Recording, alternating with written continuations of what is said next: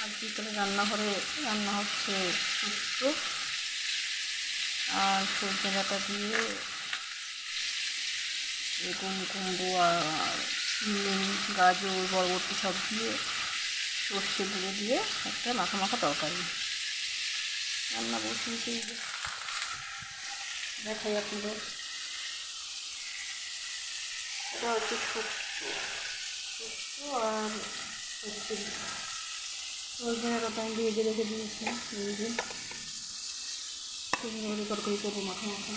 আর হবে পটল দিয়ে মাছ, অন্য মাছের পটল দিয়ে মাখা মাখা ঝোল মতো টমেটো দিয়ে পটল দিয়ে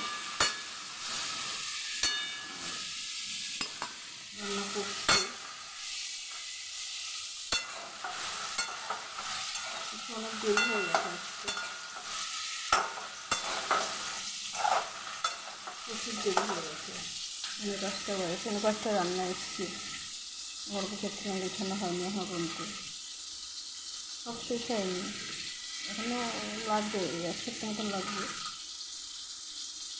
ইচ্ছে করছে না, তবুও করতে হচ্ছে। যাই হোক, আমি রান্না করি।